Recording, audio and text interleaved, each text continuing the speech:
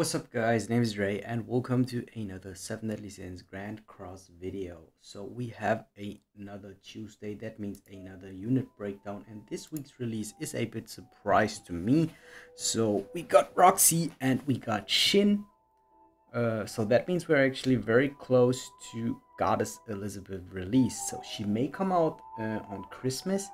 That's what I'm assuming, because between now and Christmas, the only event that would make sense would be Halloween, the actual Halloween next week, and next week should be the that week, or Thanksgiving, which should be in November. So Thanksgiving or Christmas should be the events where Goddess Elizabeth will arrive on Global. She was the first year anniversary unit for the Japanese version. Now, yeah, talking about that, let's just hop into the unit breakdown. On the screen right now, you can see, as always, the tier list explanation, how I do understand the tier list. Now, let's hop in and talk about ROXY. For ROXY, I would give her a B tier for now. And yeah, overall, she has a very interesting mechanic and a passive. So her passive is when the hero deals damage to enemies with the additional damage from explosion, she recovers 30% of her max HP and fills the ultimate move gauge by 1. Yeah, so also she can take away debuffs with discards, which should be effective against a team like Mono Red. But yeah, I want to talk about the problems about this unit and why I only put her in the B tier. Now, in general, I would say that the mechanics, or that the synergy of her, is very slow. Now, yeah, for example, Explode just explodes after 2 turns, except if you use it on the second rank. So you still have to at least wait 1 turn until your passive procs, and you only heal for 30%.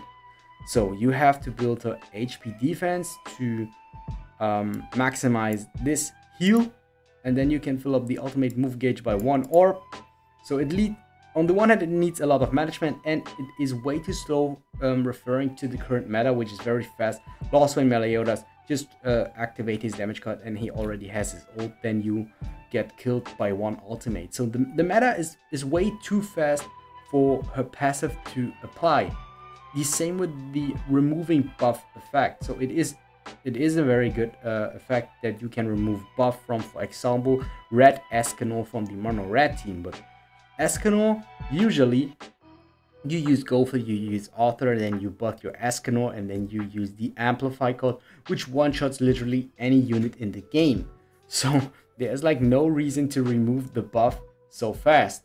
So what would make a bit more sense to me is the cancel stances, like something that somebody that uses what is his name, Esterosa. But even though Esterosa is not used that much, so there is like no real competition for ROXY, really something that you like to use her in.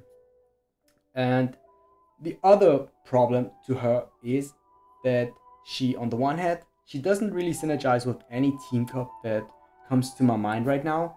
And she is a red unit, and red unit in my eyes is like the strongest color in the game. So if we're looking at units like the red Zeldris, looking at Lost by Meliodas, looking at red Escanor, looking at Derriere, that alone just gives me that I like to put her in the B tier, or that is like confirmation. You wouldn't use like any of the mentioned units over ROXY. And yeah, let's go over SHIN. SHIN is the more interesting unit of the both of them. I would give him the A tier for now, maybe the S tier, I'm not too sure, but because he is a green unit, I will give him the A tier for now. Overall, I would say he is a very fun unit, and at the same time hard unit to use. So he's like not too easy to utilize his abilities. So the main thing, or the strong part, is his passive. Increase heroes attack related stats by 8% when the hero damages enemies. So after using a code, you can increase the hero's attack related stats by 8%, which is very huge. So SHIN can deal a very high amount of damage using or utilizing this part of his passive. Now, when there are 3 or more of the buff due to this effect, remove the buffs and rank up all the skills of all allies. So if you have like 3 buffs, you will remove them. So you only can stack until you have 16%. If you have 24%, he will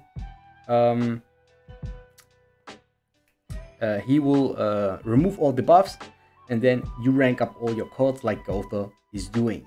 Now, the big thing on that is you have to have a very good management on your cards, because you want to use this at a limited amount of time. So let's say you use 3 of his cards, then you are remaining with 4 cards in your hand. Eventually, if you did it right, sometimes you have to merge, so you will have like only 3 or 2 cards, which is still worth, I would say, 3 cards at least. So you want to have or end up with a passive with at least 3 cards in your hands to be worth it. And that's the thing that you have to manage in advance. And you want to trigger the passive as fast as possible or as slow as possible, depending on the matchup.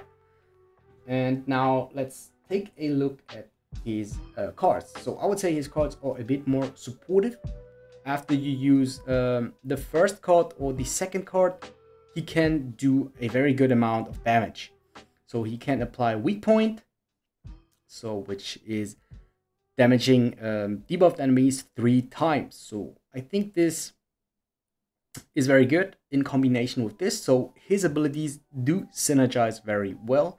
Also, you can decrease the ultimate move damage from the enemy. So at rank 3, it is very strong. You can decrease it for 2 turns by 50%. So this is guaranteed to be not one-shotted by any ultimate in the game, because you have the damage. You literally have the damage of the ultimate.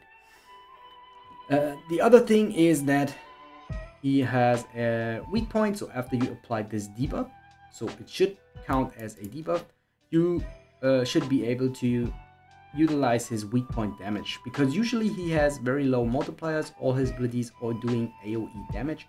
So if this card would be a single target damage with a higher multiplier, I think Shin would be even stronger, and I would definitely give him the S tier. But having this card, it's not too good, so that's the reason why I put him in the A tier. His main problem in my eyes is that he lacks in defensive stats. So he only has a 300 defense base stats. 40% resistance is like okay, but yeah, Shin is very low in defense, and that's the reason I do think that he is lacking on. Now, yeah, that's it for Shin. Now let's talk about the rule this week. So this week's rule doesn't change too much in my eyes, or is like impactful, since most of the time characters don't survive ultimates anyway. So the rule is that you have to survive your ultimate, and then you get back to ultimate move gauge orbs. Now, I can see mainly tanks like Valenti or Green Fight at the end can make use of it, but it's still not too strong, because their ultimates aren't like the same as like a Ascano ult or a Lost Lane Meliodas ult. And most of the units in the game, or I would even say all of the units in the game, aren't able to survive a Lost Lane Meliodas ult if it is higher than 2/6. Same as nobody in this state of the game can survive a Ascano ultimate. So that's also like the same fact. So the only unit that you can bring here is the new Shin, since he can decrease ultimate damage. But yeah, still though, I would say this is a week where you literally can run any team that you like.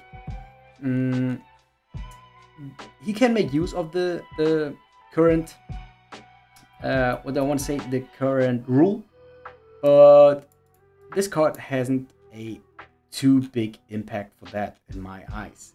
So yeah, that's it for the unit breakdown this week. Hope you guys enjoyed, and if you guys enjoyed, subscribe to my channel for more 7 Deadly Sins Grand Cross content. If you guys want to see more 7 Deadly Sins Grand Cross videos and more Genshin Impact videos should pop up on the screen right now. Make sure to check them out, and I thank you for your support.